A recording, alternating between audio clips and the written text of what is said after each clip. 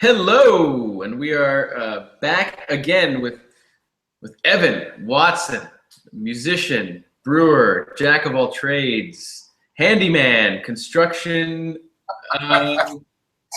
manager, and very good friend of the site. And I'm very happy to bring Evan back. I'm a huge fan. I was telling him off right before we came on. I was telling Evan that in 2015, Precious was quite frankly my favorite beer that I had, and I fortunately had a lot of very good beers, but that beer just sticks out as the one that I wish continued to show up at my house. Do you edit that out of every introduction for every brewer, and you insert the name of their beer? Is that how this works? Yes. No. Honestly, I loved that beer. We took it to a place where a lot of people brought kind of one of their kind of like their big, I'm saving this for a rainy day beer, and everybody was pretty much kind of blown away by that beer. So I loved it. Yeah. Actually, a lot of spit in that beer. I spit a lot. It's a lot of. So you said it's getting cool up there, as we can see by the sweater vest. I don't know if it's it's fine. It's a sweater vest. Hey, I had to. I wore one in one of the last conversations, and people were busting my ass about it. Yeah, it's kind of manly, I think. No, I love it. I have one. It's like hearty, It's hearty. Hey, oh boy, I love it. So we're sitting in the new brew room. Why am I taking shit from the guy with the fuchsia shirt? Hey, I'm not giving you shit. Okay, yeah, you're right. I really can't say. Look at even the horse is like a weird color. I like it. We're deprecating and complimentary simultaneously. This is quite possibly the most dysfunctional beginning to any interview I've had. It's not your first time around. It's the second time, man. This is what happens. That's it. So I'm happy it's the second time around. This is unprecedented in Craft Commander website history. You're the first one to do it. Part 2. I'm very happy to say that the brew house behind you is much bigger than the one the first time we spoke. So you went from a 1 barrel to now a 10 barrel, you were saying. You want to maybe detail a little bit about the growth and start there? Yeah. I think we fought it kind of tooth and nail because we enjoyed being so tiny, and there's not I think the idea of expanding was always in our mind, but not from a perspective of economy and financial growth. And it's definitely just like, hey, I want to have a barn and a bigger farm and have a cool ship and all oak and those kind of things. And we always saw that down the road quite a bit and wanted to kind of chug away day to day on the 1 barrel system. But we were lucky to have a friend and that I've worked with in the beer industry who's had a lot of success recently that was interested in investing in us. And I was like, I don't know what that means right now. And he's like, it means you can do whatever you've been planning to do in the future.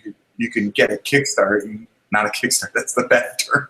I don't like the Kickstarter thing. No offense to Bruce, but a little bit of a jump start or head start on your end goal. And so we took that on at the beginning of May. We bought 25 acres in Poughkeepsie, New York, which was about 17 miles from our other brewery, but about a half an hour, 45 minutes. And a historic farm in the early 1800s, farming community, barn that was built in the early 1800s. And we've spent from May until now really renovating it. And tomorrow I'm going to brew some beer. So. Awesome. This is like that romantic idea we were discussing the first time. It's such a cool. There's a lot of people doing farmhouse beers, but you really are trying to embody what farmhouse is, and it goes beyond brewing in a farmhouse, right? It goes to the fact that in historic times, people brewing farmhouse ales were trying to be, or not trying to be, they just used very local ingredients. And you're taking that kind of another step, right? I mean, you kind of want to grow. I think the last time we spoke, you wanted to grow everything on site. Yeah. Is that still the plans, or? Yeah, absolutely. I mean, when you start to touch that size of a dream and it becomes tangible, it's a little bit scary. You're like, oh, well, you know, the project of renovating this barn and making, I mean, it was a mess. A hoarder had lived in it, and there was 70 rooms and a million piss jugs and National Geographics and horse paintings and feast. But like, to get to here, you know, like, it was what you're like, well, it's even that takes a lot. So then talking about reshaping this farm that hasn't really been farmed in 60, 70 years it's a task. But we've already, you know, I have a tractor. I bought a tractor right when we got here and cleaned up a ton of the land. And this spring we plan on planting 4 acres of heirloom corn, a heritage blend of open pollinated 3 or 4 different types, and then having them cross pollinate to a proprietary corn, which will form an adjunct for our kind of spontaneous beers. And because corn is very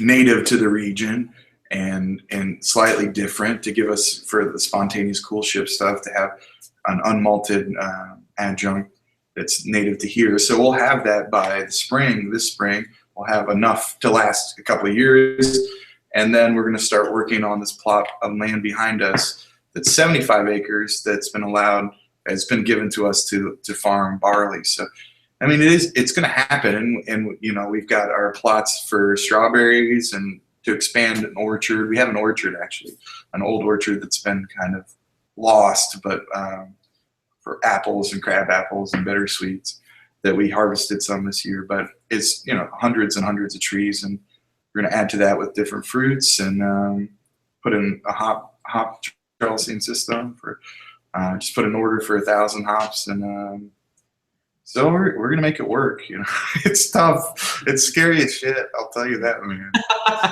Yeah, I can only imagine. Anybody who's put together a business plan. Scotch, you know? Yeah, you know, well, this is the first time also, because you've kind of, see look how weak that looks. I got to go free fill. But, you know, I can only imagine, for anyone who's ever put together a business plan, you know, even on a small scale, it's intimidating. It's an intimidating process, and I can't even imagine all these moving parts. But not only moving parts, you know, in the sense that, okay, we've got to account for maybe taking phone calls, maybe packaging has to be taken care of. You're talking about growing things, so now you're relying on weather, you're relying on the ground being okay, you're relying on a whole mess of outside things that are outside of your control almost. I can only imagine it's overwhelming. I don't mean to keep harping on it, but I commend you for doing it. Thanks. You know, I mean, it's insane. It's going to be amazing. Have you started to hire more people, or is it still pretty much you and Emily running the show?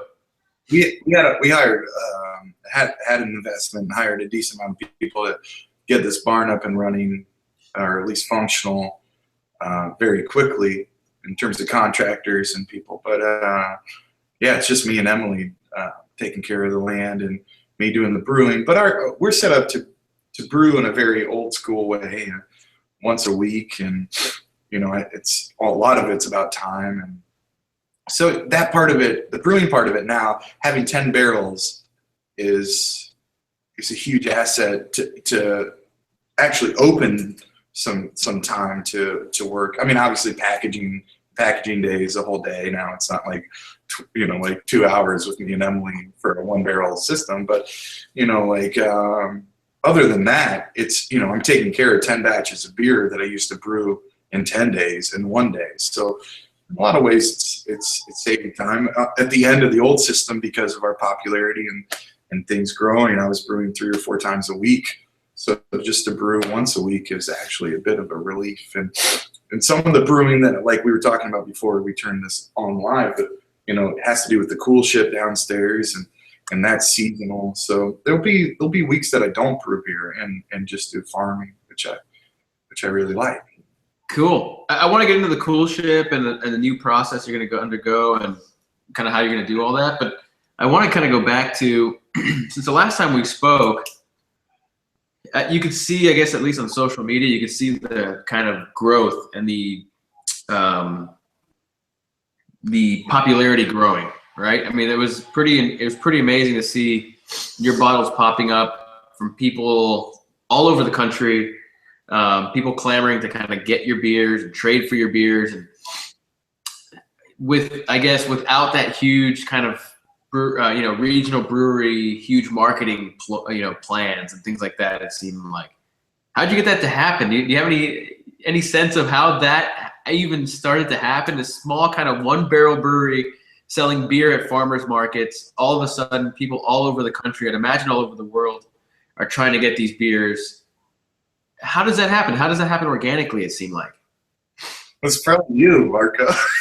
I mean, you said, right, you know, it was after. Yeah. No, what I mean to say is, you know, we've come a long way since the last time we spoke.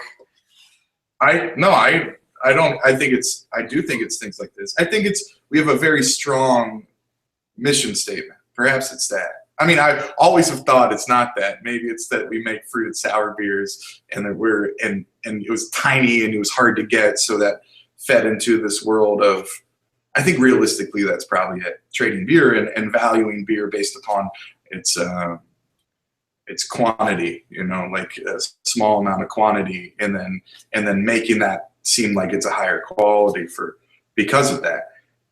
But I would like to think too that we have a very strong mission statement in the sense that we brew beers with only ingredients from a very particular region, and whether or not a lot of these people know that, it's a strong message, it's a strong business plan, you know?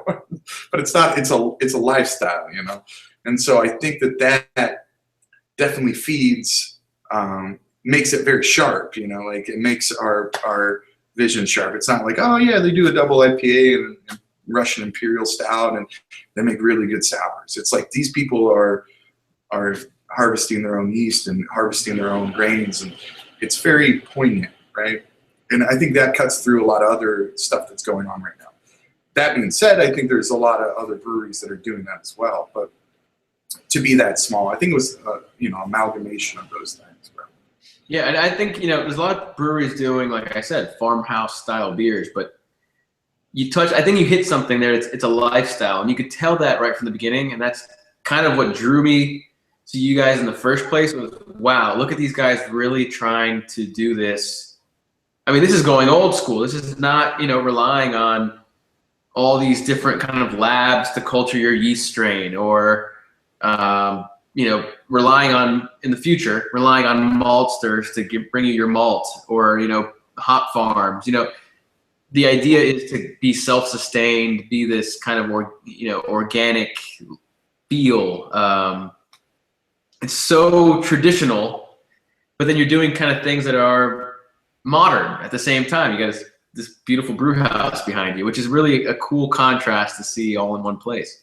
It's good to have tools, man. It's good to have, you know, have a little bit of financial backing and be able to do things the way you wanted to do them from the beginning. You know, that was the downside of that era of brewing in a tiny shack, a 16 by 10 foot shack, and brewing on a 1-barrel system, and then having beers being traded for Cantillon, things that, you know, are my favorite beers, and me thinking, I'm super self-deprecating, so me thinking my beers are junk, and then they're getting traded for these things, and then people actually saying, hey, these aren't as good as these things, because they're not, you know.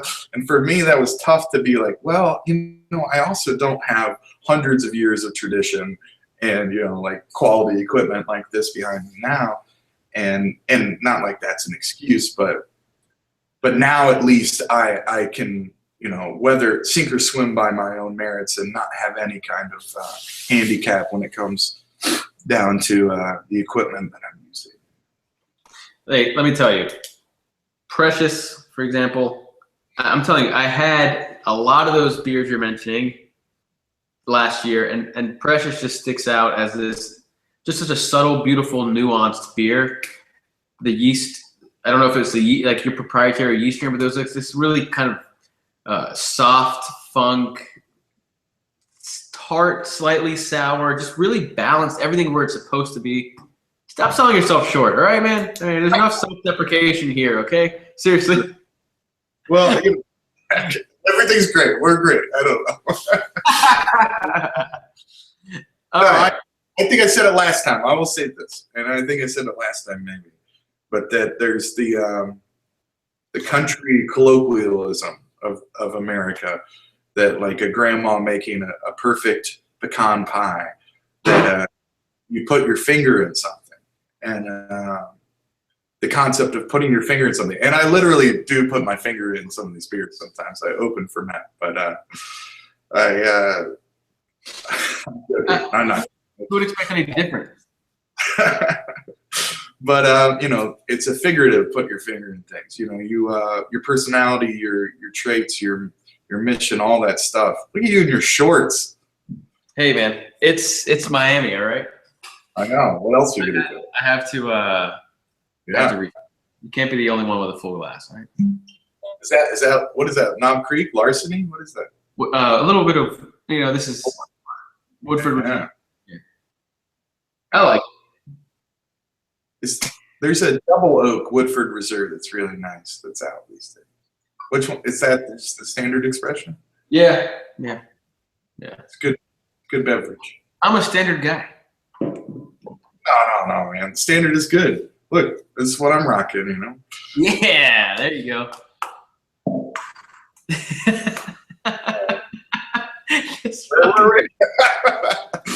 Where were we before we started flashing whiskey bottles around? It's a dangerous game, Marco. I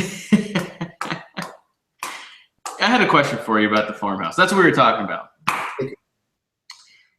Last time we spoke, you were talking about doing like a school on the farm. Yeah. Is that still in the works? Yeah, I mean, we have to make it safe for people to come up here, because we are up on a hill and it's an old farm, and there are a lot of, as much as this looks nice, there's a lot more of this farm that looks like shit. But yeah, we want to kind of diversify the way we expand in kind of a linear way, and or horizontally, I guess is what we say, and have a lot of different things. I'm a musician, and to have music as a part of it, and have farm schools for children, and have school for brewers too, to teach them. I know, like, there are a lot of programs out there for brewers, but just basic things like how easily you can cultivate your own yeast, and how you can grow your own. I know we've grown our own grain, we've malted grain, we've grown our own hops, we've grown our own fruits, and cultivated our own yeast, and brewed all these. Like there's a decent amount of knowledge that maybe I have that would be fun for young brewers or home brewers to yeah, I mean, it's going to teach people, I think, an appreciation for the ingredients they're using, the work that goes into creating these ingredients. It's so easy for people to go up and go into a catalog and say, I want, 500 pounds of this, 500 pounds of that. Send me, I want a contract for hops through 2022. We're contracting backwards here, so hops, yeah. Through 2022, it's so easy for you to just kind of click a button or write down on an order sheet what I want for the next 5-6 years. Yeah. But to actually get I can imagine that you treat these ingredients with such a high amount of respect, because what goes into producing them. How much of an issue it is to create them, and to create them beautifully, and not just run of the mill. Is that Yeah. kind of? Do you feel some sort of closeness to your beer because of that? Absolutely. Like I just signed a handshake contract because I'm not malting my own barley right now, with a guy that's 30 minutes from me, called Germantown Beer Farm, who's floor malting barley, and he's working hard. His name's Dennis, and he's working harder and harder on making better malts. And we signed a contract with him that's basically like we get 500 pounds of your lightest malt that he's calling kind of Plan B Pilsner, New York Plan B Pilsner, every week, or which was a big deal for him. And I know the grower of the barley, who's another, maybe another 10 minutes away, so 40 minutes away. I mean, and I try to articulate that in Instagram, but it comes across as hokey to me. But to say like, hey, like I know these guys that are growing this grain and then malting this grain, and then it comes to me, and then on my side of things, like knowing, growing my own hops, but especially growing my own fruit, which I have a huge passion for, and certain things that I've been experimenting with last year was like, for instance, growing strawberries for our more beer is like picking them every single day that they're ready. I'm picking them and putting them in the barrel, which is pretty, it's not traditional. And there's certain people will go, well, you're going to, create more oxygen, acetobacter will start to overpopulate your barrels. But I thought it turned out amazing because it had a diversity of flavors from the strawberries throughout 3 months of picking strawberries and adding them to barrels.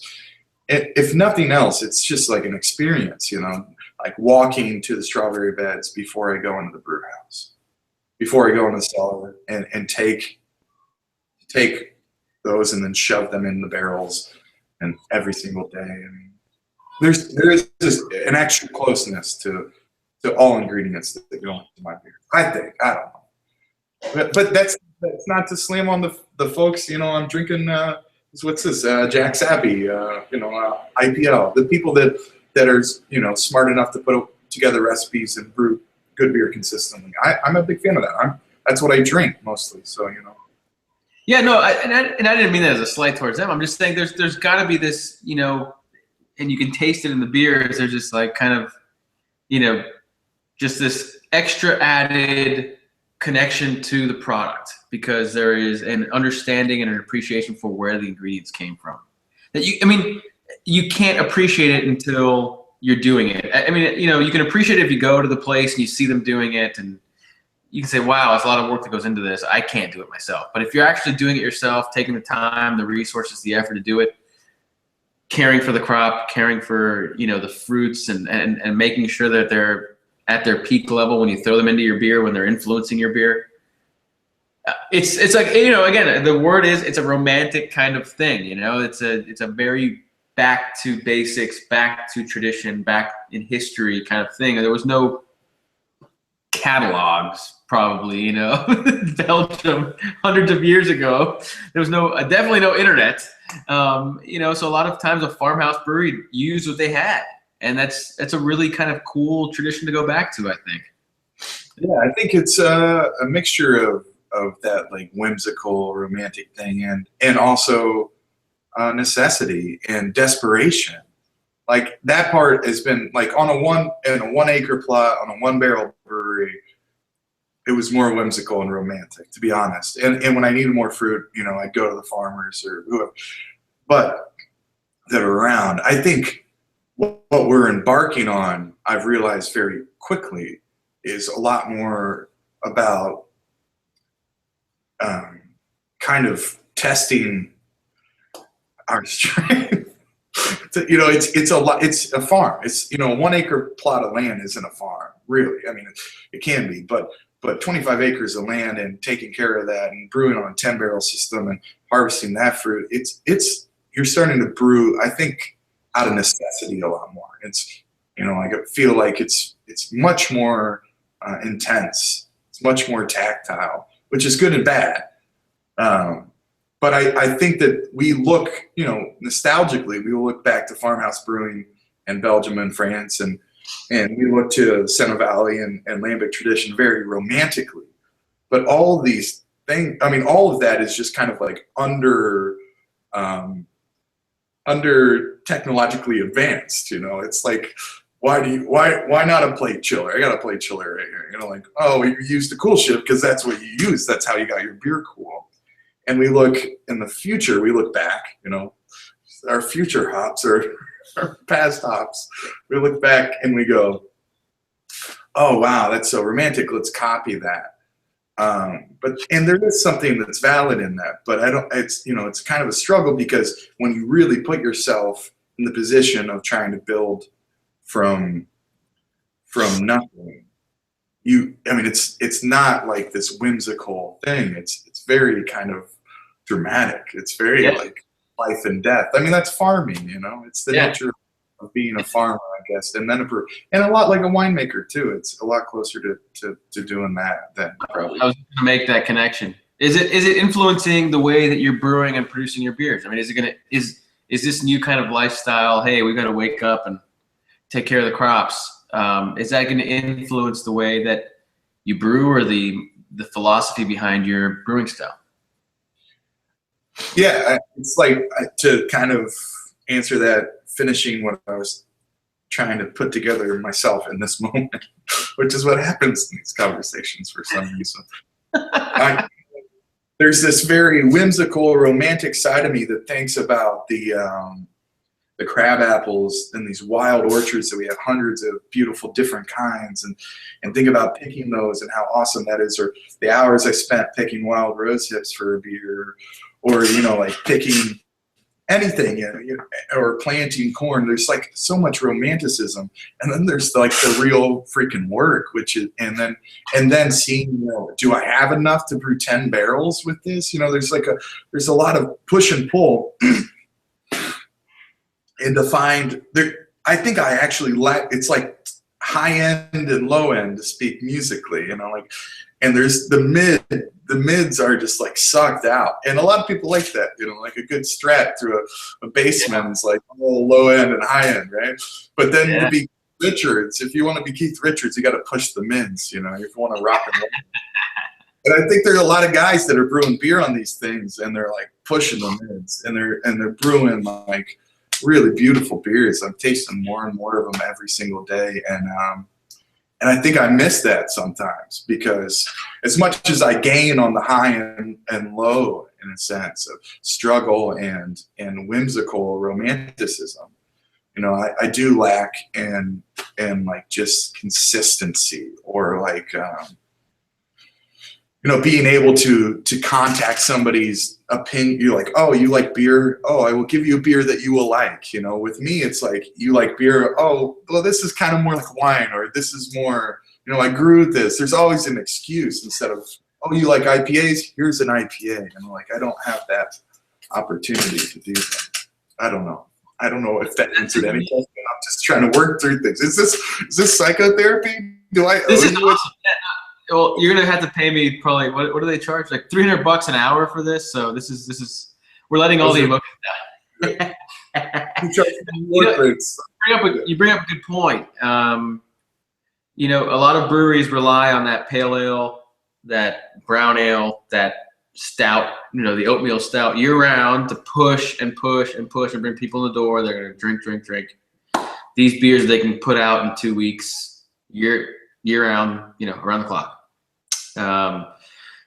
Your model is completely different. I mean, so far it's been at least as people can tell from the outside, it's been extremely successful, but I can understand the pressure. You know, it's a very niche product.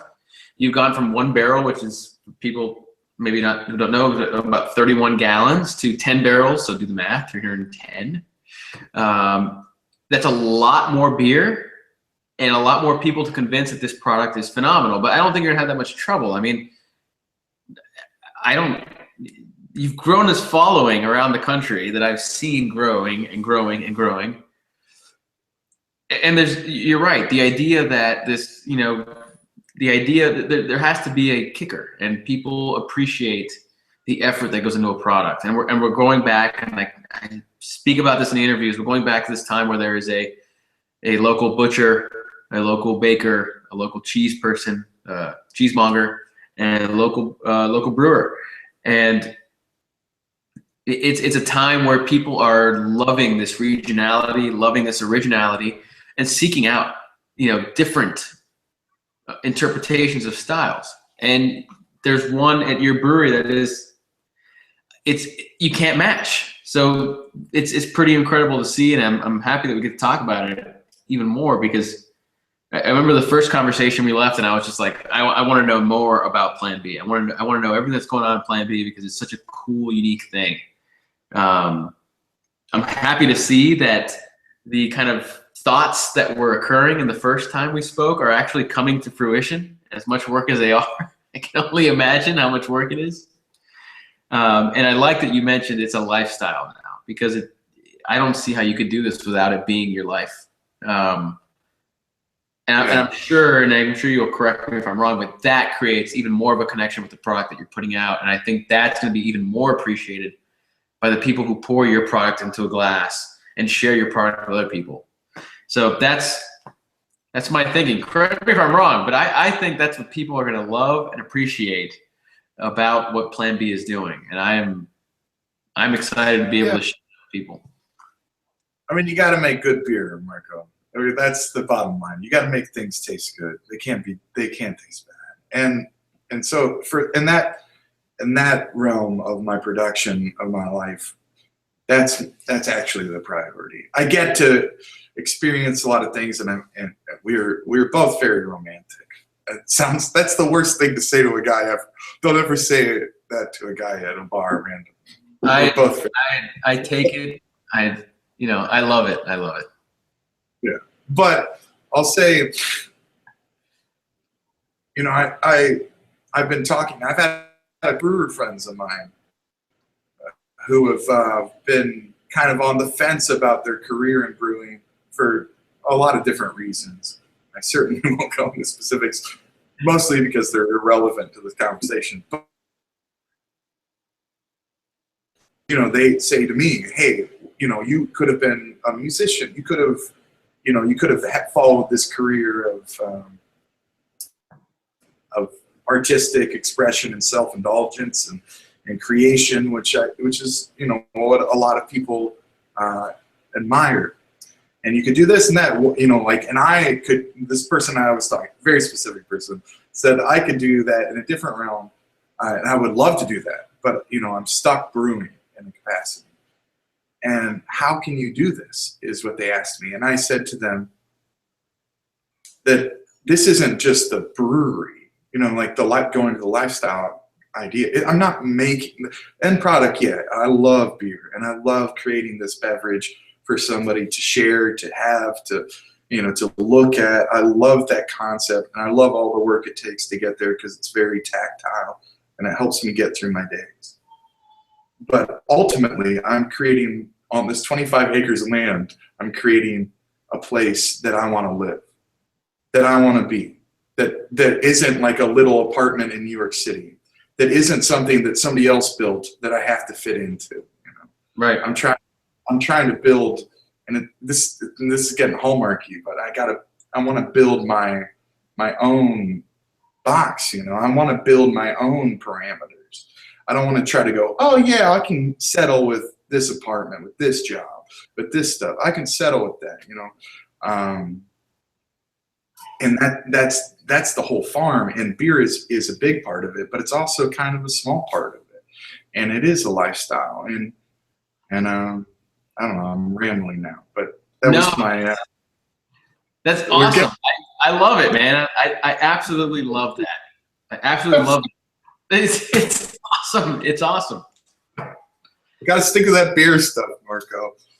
This is awesome. No, this is I honestly, I'm writing notes to myself, and this is the best conversation yet, because this is what I wanted out of these conversations. And it's a real, no bullshit conversation about brewing, the industry, the business aspect of it, the product, the struggles, the successes.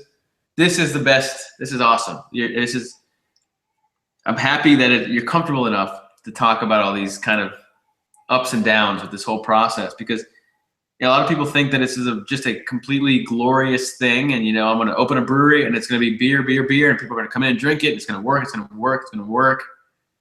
Yeah. And maybe it is for a lot of. Yeah, but there's a lot that goes into that. Even for the people that it does work for. Oh, it's a lot. There's stress of opening a business. There's stress of taking on investors, taking on huge loans, stress of sourcing ingredients, stress of making sure my product is consistent, stress of meeting demands for my clubs. These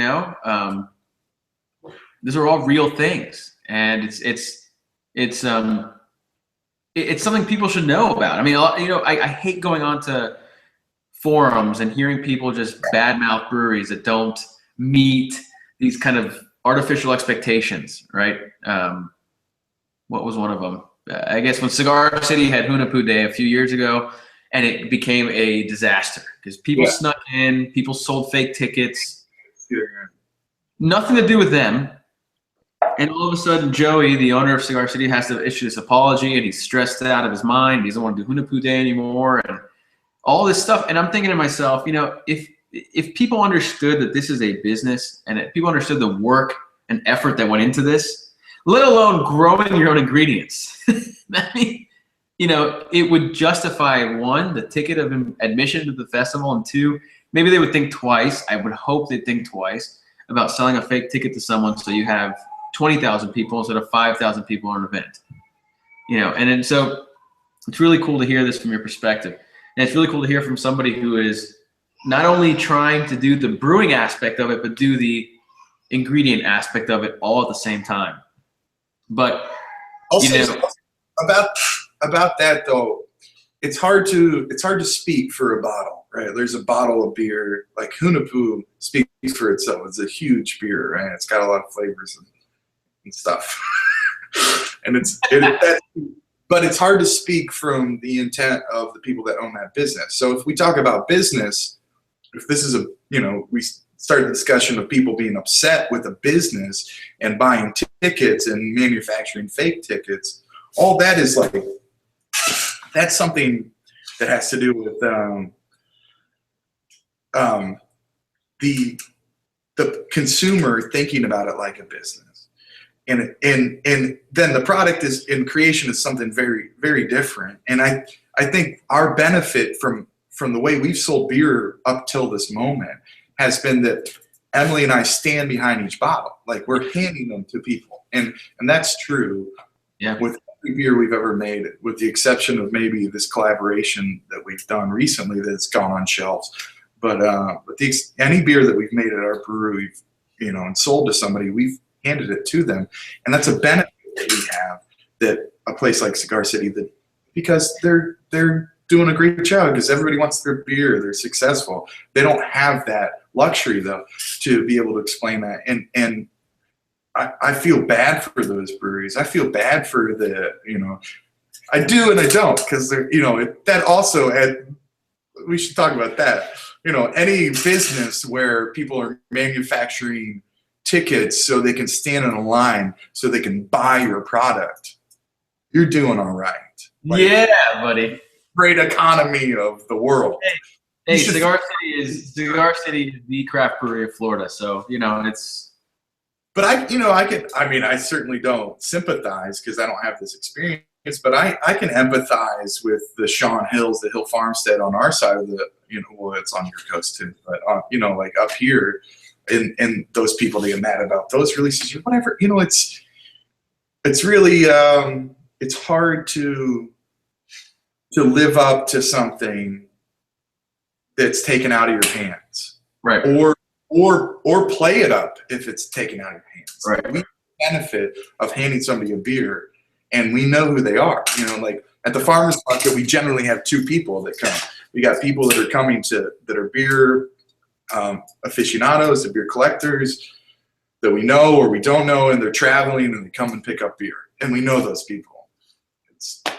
And then we have farmers market patrons that are like buying lettuce, and those people, and you have to sell it to each one, right? Like the beer collector it's already sold because it's got this name and it or whatever. But for the guy who's buying a radish and and a quart of honey, you're like, well, it'll go well with dinner. It's more like a wine, like you have to sell these things. That's so cool though. That's another, again, it goes back to the intimate connection with your beer. And it's such a cool. Are you think you'll be able to keep that up? I know you wanted to. Yeah, definitely. Yeah. Well, we want to bring people here. We want to, that makes it slightly more convenient for us, but yeah, we talked about earlier how we quickly gained reputation. And the funniest part of that, or the most fun part of that, was to hear these stories back to me from other brewers. Have you heard about Plan B? You got to go and knock on their door and say a password. It's this tiny little shack. Have you heard about Plan B? So they're like a lot of these like stories that are false, but it's mythology because it's this tiny little shack and you got to go get these sour beers. And but one of the consistent things was, if you heard about Plan B, you have to go and you have to talk to Evan for 20 minutes before he allows you to buy a beer. I heard that multiple times. It was like 10 minutes and 20 minutes. And at that moment, and I haven't learned my lesson, because at that moment I was like, maybe I should just shut the fuck up. So, but I like to talk to people. I want to articulate that. I want to push the burden on them, or whatever. I don't know. That's so cool. So we were taught. I could talk about this for hours, but we're almost at an hour, and I still have to get a lot of other things out of the way. Let's do it. I love it, man. I know it's impossible for a lot of breweries to do that, but the fact that you guys are sticking to your guns and that's the way you're going to do it, I just love it. I wish that was here, that I could drive out to your farm. Unfortunately, I got to buy a plane ticket and then drive out to your farm. But it's such a phenomenal concept to be able to pull off, and it's just, I'm happy that there's people sticking to their guns and doing it. Hats off to you. That's the last thing I can say about it. But I want to go into next. I want to go into, so the new brewing process. You have a cool ship. We were talking about it a little bit beforehand. There's already people that are joining. I think you have 2 clubs that you've set up. There's people that are joining these clubs already. I don't know if there's space open left. There's space left in the clubs, but for one of them there is. Yeah. Okay, so I kind of want to talk about the new, you're on a 10 barrel system. I kind of want to talk about the process of producing the beers, maybe on a high level.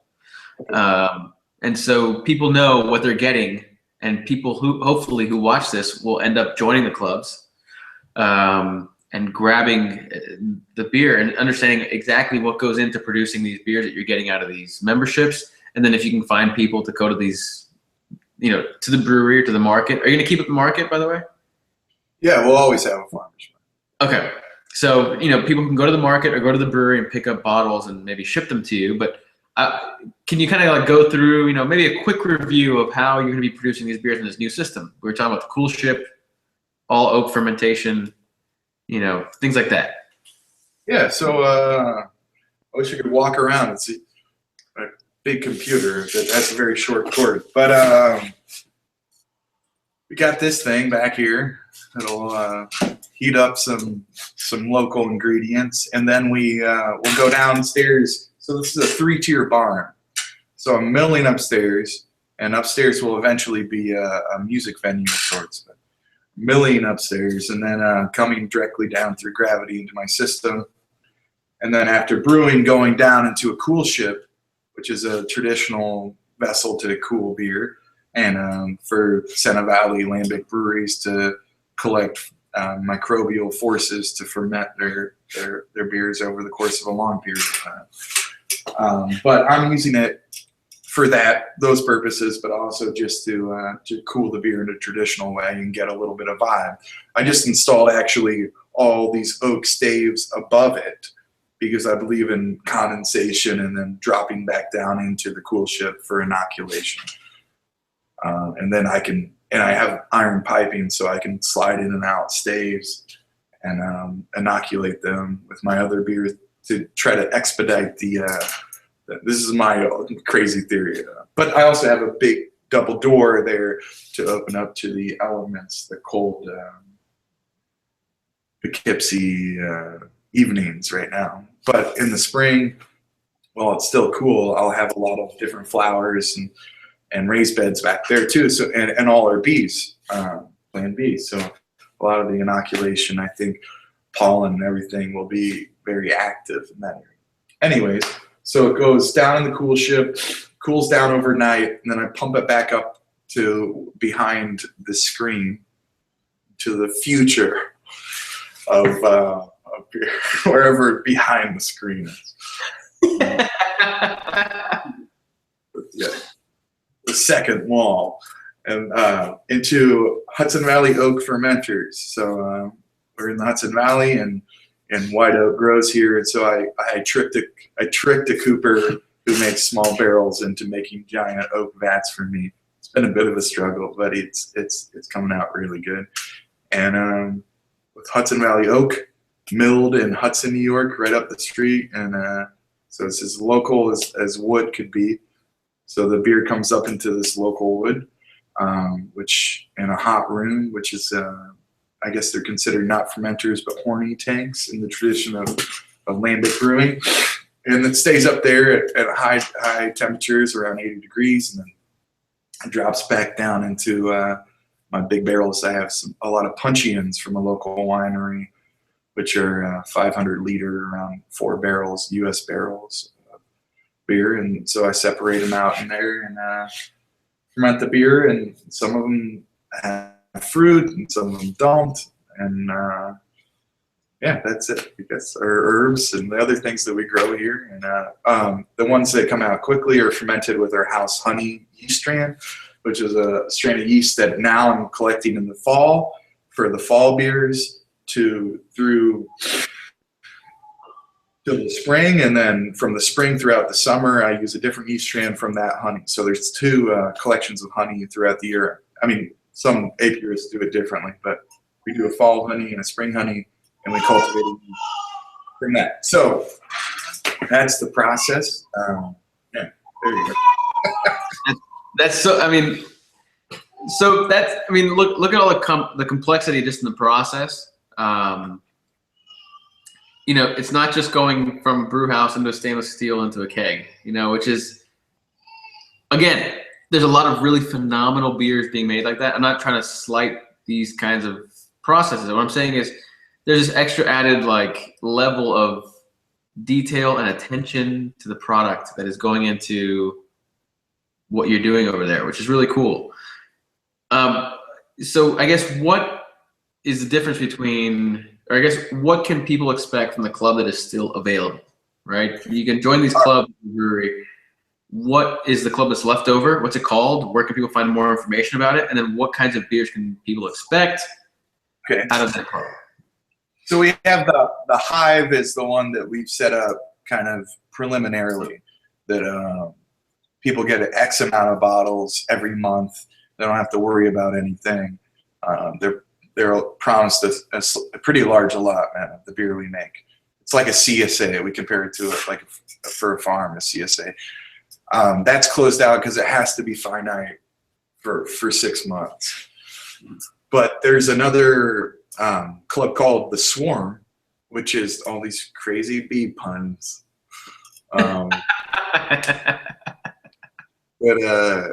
That is actually, all it is an access to an online bottle shop with a password that changes every month. So essentially what's happening is you sign up for the Swarm, and then this month there are hardly any leftover bottles because I wasn't brewing on this system. I was brewing on my tiny little system and brewing like crazy to try to feed the Hive. And there's just like 100 bottles left over for the Swarm. So they go on and they'll buy those up very quickly. But in the future, there's going to be a ton of beer that goes into an online bottle shop. But we cannot ship beer. So essentially what that means is either if you live in Miami. Then you have a proxy, somebody that you know, in New that's York my problem. is willing to buy and ship the beer, or if you live in a proximity, or you don't, or you want to make a pilgrimage at the end of 6 months, after every month getting access to hundreds and hundreds of different bottles of these fruited sour beers and seasonal beers that you go on, and with a password you just click on, you reserve them, you pay for them, and then at some point you come up and pick them up from our farm, because we want to get to know you. We want to meet you. That's the whole thing, That's awesome. And we don't have to worry about shipping these beers all over the place. That's always a plus. The boat.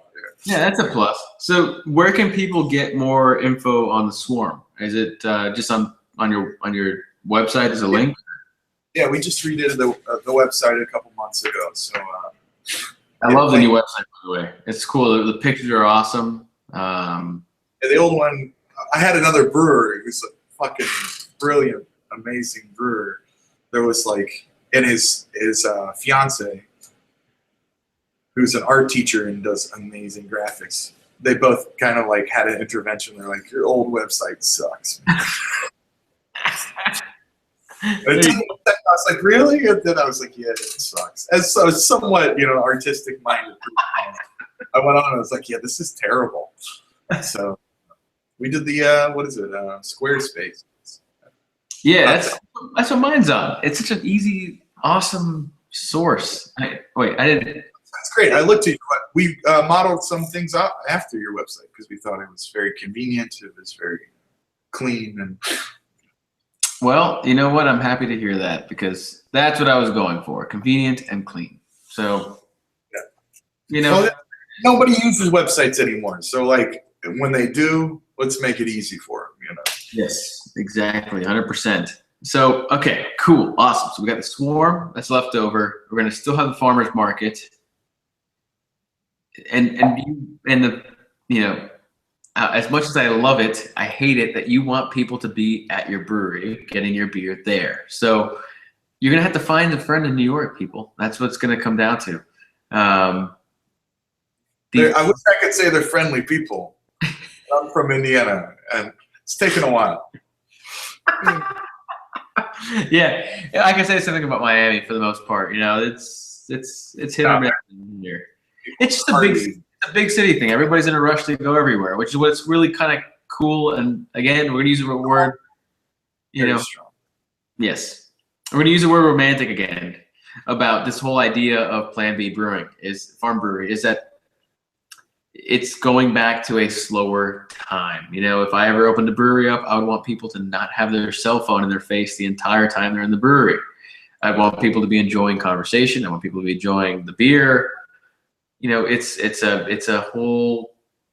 not part of the hustle and bustle. It's let's get here and be part of this experience. And you're creating an experience, which I think is integral into beer. I mean, I can remember there's probably some beers that haven't been the best beers in the world that I've tried, but because of the experience with the beer, there's this kind of trigger in your mind that goes, this is just awesome.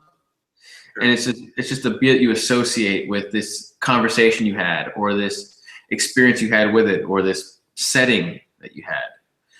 And I'm not saying that you're not producing awesome beers. You're producing awesome beers, but that's just adding to the whole perception of your beer when people go into the brewery and they're in a farm on 25 acres and drinking beer alongside the person who brewed the beer and grew the ingredients. It's such a cool experience. Yeah.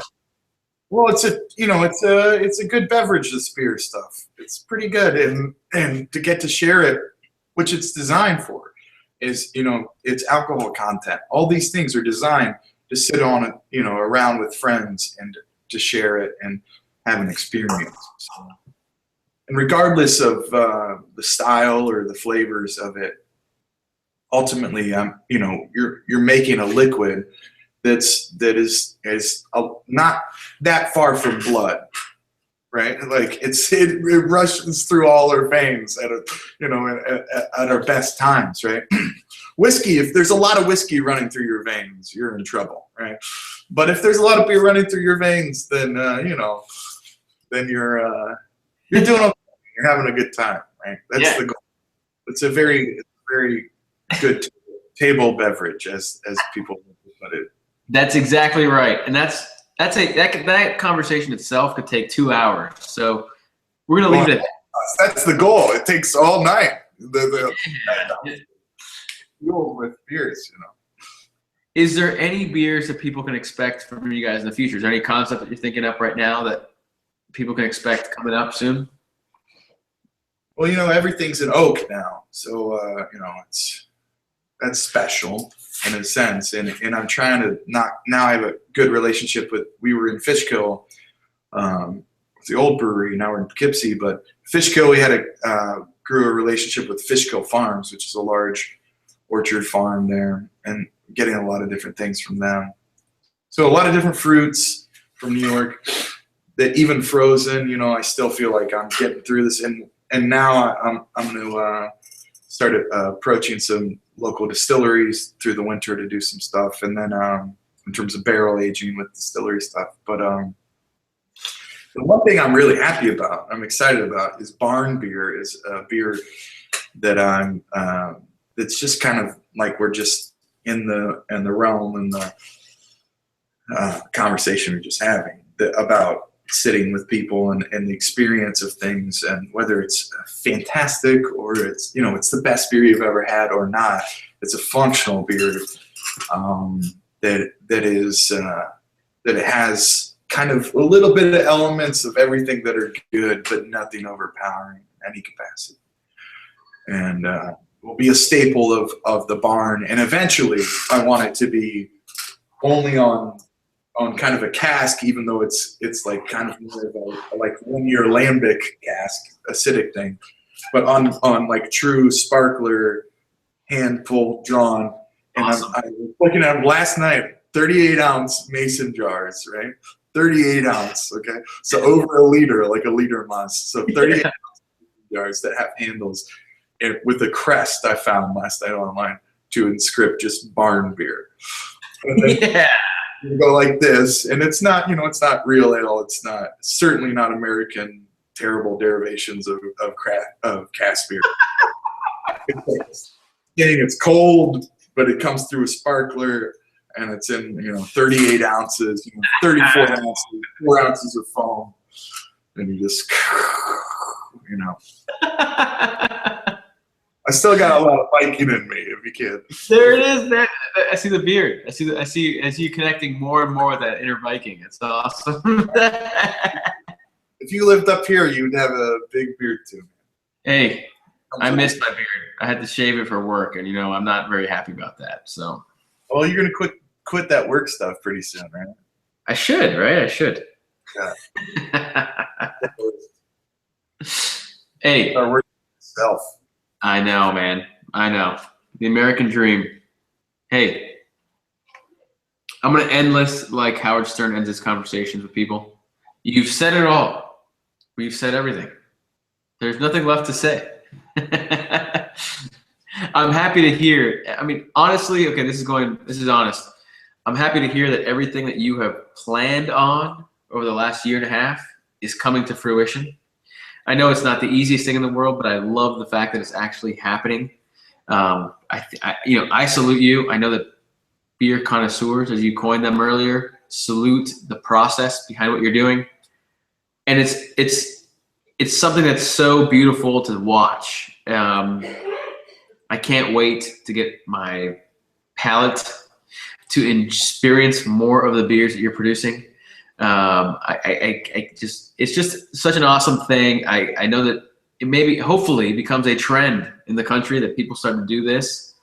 You're the kind of the forefront of that trend, and we really get into the regionality. We have people using kind of proprietary yeasts, regional yeasts. It'll be really awesome to see people, see what the difference between Pilsner malt grown in New York versus Pilsner malt grown in Oklahoma tastes like. In a beer. And so it's cool that we've got someone doing that, and hopefully it sparks this kind of revolution and we see more of it popping up. I know that it's going to be revolutionary in the culinary world, and I hope that one day it'll be easier to get Plan B beers in Miami. Well, maybe it won't, Marco, and that's okay. But let me. You can end it. You can end this thing, but I do want to say one thing. And no, I want you to end it. I want it to end with you. Well, I mean, it's all this. We're stroking each other off right now. But I'm gonna go for it. So,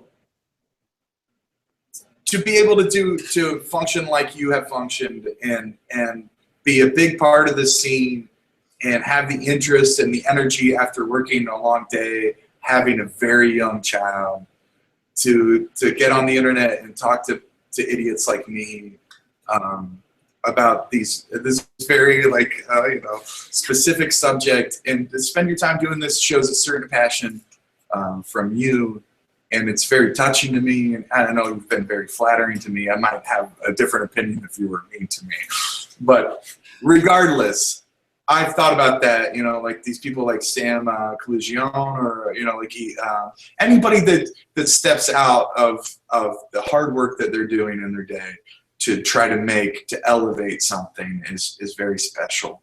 And I just want to thank you, man. And it's super nice to be on here again. I feel like we have good talks, and one day I might meet you. We have the weirdest cats or whatever internet scenario we've never met.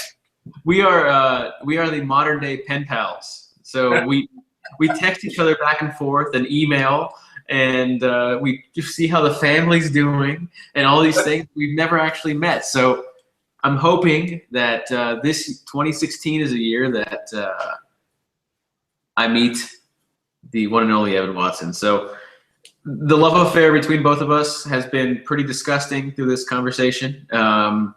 We've broken a lot of ground here in this conversation. The second coming of a brewery on Craft Commander, the first bromance of Craft Commander, and the first time that I get flattered at the end of the conversation. So I'm ready for dinner. So on that note, thank you very much for the compliments. I appreciate it. But honestly, it's easy to promote somebody like you guys who are putting everything on the line to really kind of create this fantastic world for yourselves and for us to enjoy the product that you're putting out. And it's easy to promote that. Small business, so America was founded on. Regional business, what America was founded on. I love that. It's just a kind of a big picture idea, but